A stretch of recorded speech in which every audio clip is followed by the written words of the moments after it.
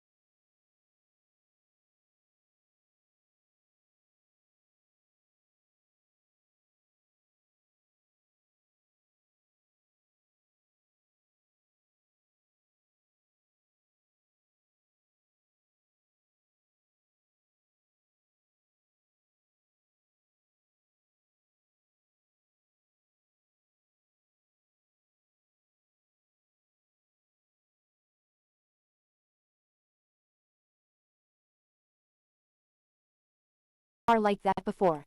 A sleek black luxury sedan rolled slowly over the dusty road, its polished surface reflecting sunlight like it didn't belong there. People stopped walking. Children stared. Whispers followed. Who is that? Such a big car. Inside, Jeon Jungkook sat rigidly in the back seat, eyes glued to his phone, jaw tight. Sir, the driver said hesitantly, we've arrived. Jungkook looked up. This was the village. Narrow roads, old houses, people who smiled for no reason. He frowned. This is where he lives. Jungkook muttered. Yes, sir. Jungkook stepped out. The moment his polished shoes touched the dirt, his expression hardened. Dust. Heat. Silence that felt too personal. He adjusted his cufflinks, black suit immaculate, presence commanding. Conversation around them died instantly. Across the road, Taehyung was helping a child tie his shoelaces. Like this, Taehyung said softly, fingers gentle. Now run carefully, okay. He stood up just as the car door slammed shut. His eyes met Jungkook's, and the world paused. Taehyung blinked first. He bowed instinctively. Hello. Jungkook stared. This was him. No arrogance. No greed. No calculation. Just warmth. You're Kim Taehyung, Jungkook said, voice flat. Yes, Taehyung replied softly. And you're Jeon Jungkook. Jungkook nodded once. Silence stretched. Taehyung fidgeted, hands clasped in front of him. Please come inside, he said politely. The sun is strong. Jungkook glanced around. This won't take long, he said coldly. I'm only here because my father insisted. Taehyung flinched, just a little. I understand, he said quickly. You didn't ask for this. That made Jungkook pause. Most people begged. This boy apologized. Inside the house, Jungkook stood stiffly, refusing to sit at first. This marriage, he said bluntly, I don't believe in it. Taehyung nodded. I don't either. Jungkook looked at him sharply. You don't. Taehyung smiled faintly. I believe people should choose each other. For a split second, something unreadable crossed Jungkook's face. You know I can't promise affection, Jungkook continued. I'm not kind. I don't have time. Taehyung swallowed. I'm not asking you to love me, he said softly. Just, don't hate me. The words hit harder than Jungkook expected. He looked away.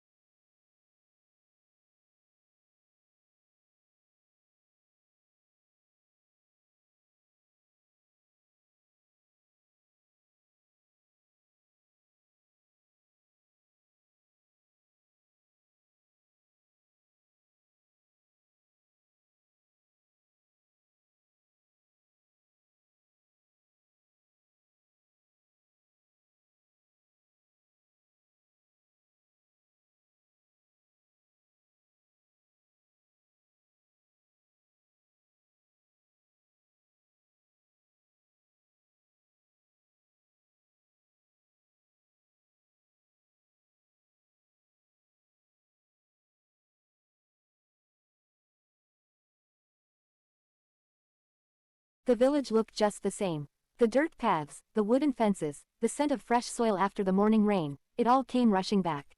Taehyung walked ahead, barefoot as always, a shy smile tugging at his lips.